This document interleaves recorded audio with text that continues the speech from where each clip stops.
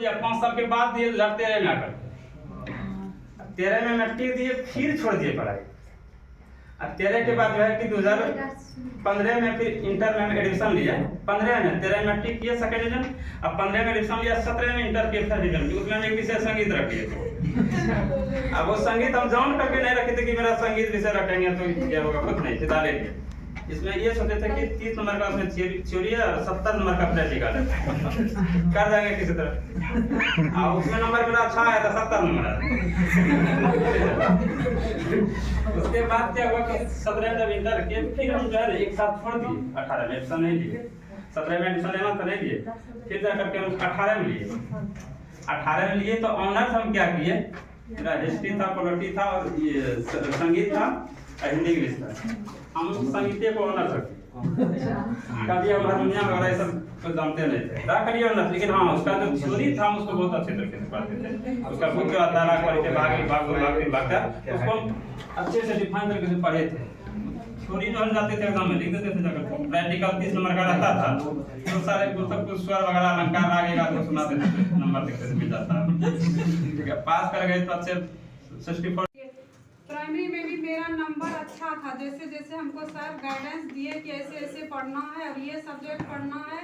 जैसे करंट में सर टिक लगा देते थे कि इससे ज़्यादा कुछ नहीं पढ़ना है, और वहाँ एग्जाम हॉल में लगता था कि सब पढ़ा हुआ चीज़ आ गया है और ज़्यादा पढ़ते भी नहीं थे। जितना सा सर बताते थे कि नहीं यही से यहाँ से ही क्वेश्चन बनता है और वही चीज़ होता था। जब हम बीपीएससी का 6 to 8 भी दिए, उसमें भी अच्छा नंबर था मेरा, और 1 to 5 पहली बार दिए थे तो उसमें भी अच्छा नंबर था। बस बीएड के वजह से मेरी सिलेक्शन नहीं हुई थी, क्योंकि बीएड वाले को हटा दिया गया था।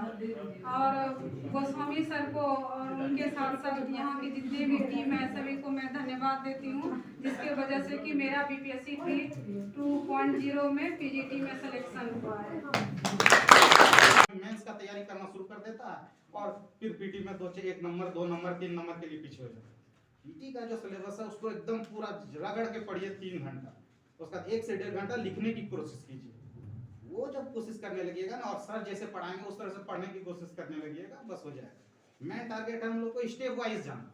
लोग मेंस पढ़ने लगता है, इंटरव्यू के लिए बहुत सारा चीज वीडियो देखने लगता है, उसका तैयारी करने लगता है, और पीटी तो निकल जाएगा मेंस और इंटरव्यू जब तैयारी कर रहे हैं।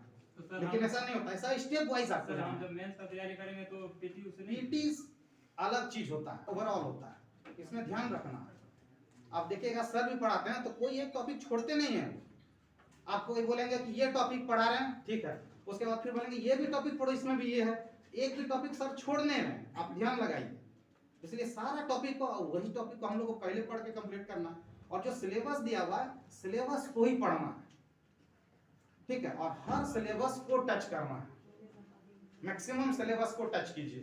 पीटी के लिए जो सिलेबस आता है उस सिलेबस को मैक्सिमम टच कीजिए, ज्यादा से ज्यादा सिलेबस पीटी का जितना सिलेबस है सारे सिलेबस कंप्लीट। मेंस में आपको ऑप्शन आ सकता है लेकिन पीटी में ऑप्शन नहीं रहेगा, इसको याद रखिएगा। और ये दोनों हो जाएगा ना, और उसके बाद अपने कुछ निकल नहीं रहा है, बोलना कुछ और चाह रहा है, निकल कुछ और रहा है, ऐसा होने लगता है ना। तो डिस्कस करना भी बहुत इंपॉर्टेंट चीज है।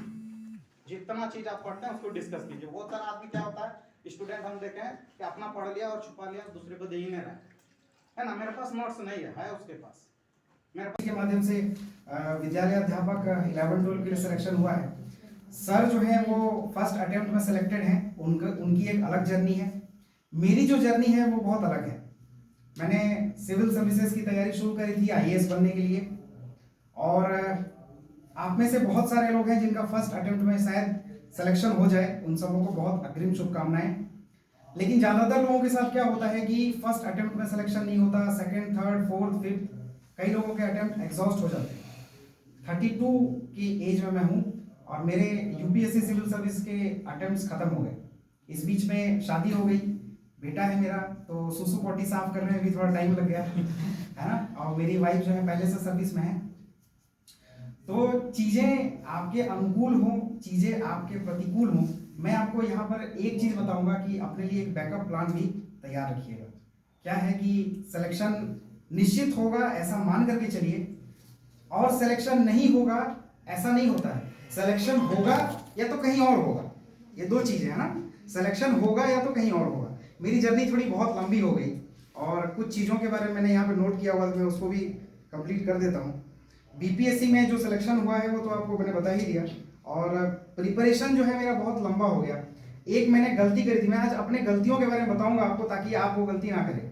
मैंने स्टेट सिविल सर्विस का एग्जाम हमेशा इग्नोर किया है। जेपीएससी में एक बार मेंस लिखा था, बस उसमें हो गया था किसी तरीके से, बट मैंने कभी शिद्दत से उसकी तैयारी नहीं करी जेपीएससी के लिए। बीपीएससी भी कभी नहीं दिया, यूपी पीसीएस कभी देने की कोशिश नहीं करी। ऐसा लगता था कि बिल्कुल झंडे गाड़ देंगे, तीर मार देंगे, है ना। ये स्ट्रेटेजी गलत है।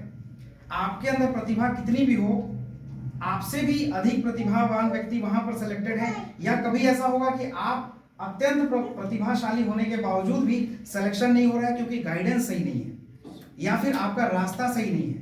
कुछ लोग बीपीएससी में सेलेक्ट हुए हैं अभी, जो टीचर हैं, मान लीजिए 1 to 5 में सिलेक्टेड है, वो ऐसे लोग भी हैं जो यूपीएससी में इंटरव्यू तक पहुंचे हैं लेकिन वो 1 to 5 में सेलेक्ट हुए हैं। इसका मतलब प्रतिभा में कमी नहीं है, ना कि स्ट्रैटेजी में कमी है। कमी कहाँ रह गई? उनकी कमी रह गई प्लानिंग में। उनको क्या करना है, बैकअप प्लान क्या लेकर के चलेंगे, ये सब चीजें। तो बैकअप प्लान के तौर पे मुझे पता नहीं चल रहा था। इस बार भी जहां मैंने शुरुआत करी थी जीएस की, फिर से वही मैंने इस वाले जर्नी को अभी फिलहाल कॉमा लगाया है अपनी जर्नी में, और फिर से सर ने कहा कि नहीं तुम बीएड कर लो, तो बीएड मैंने कर लिया। फिर पिछले साल मेरा बीएड कंप्लीट हुआ। फिर सर ने कहा कि 11-12 का जो अभी वैकेंसी आया उसको दे दो, हो जाएगा सिलेक्शन। मैंने कहा सर कैसे? 15-20 दिन, मैं तो बच्चे के साथ था। तो सर ने कहा नहीं, एक बार 15-20 दिन कहीं खुद को एकांत कर लो। मैं दिल्ली चला गया 15 दिनों के लिए, और 15 दिनों पढ़ करके अपने सब्जेक्ट को फिर मेरा 11-12 में सिलेक्शन हो गया। और नेट जेआरएफ से लेकर के बहुत सारी चीज़ें मैंने क्वालिफाई किया हुआ। 3 बार नेट है, 1 बार जेआरएफ है, पेट क्वालिफाई किया है, सीटेट क्वालिफाई किया है। यूपीएससी में मैं ना प्रीलिम्स में कभी फेल नहीं होता था, सीसेट में हमेशा पास होता हूँ सर, सीसेट। तो चीज़ें हैं। उसके अलावा मैंने एक भारतीय राज व्यवस्था बाय राजेश मिश्रा सर की किताब आती है, वो मैंने 3 सालों तक उसको एडिट किया है। मैं यूट्यूब के माध्यम से भी पढ़ाता था। चीज़ें ऐसी घूमती रही, और आपको बैकअप प्लान नहीं होने की वजह से लंबी इतनी जर्नी खींच जाती है।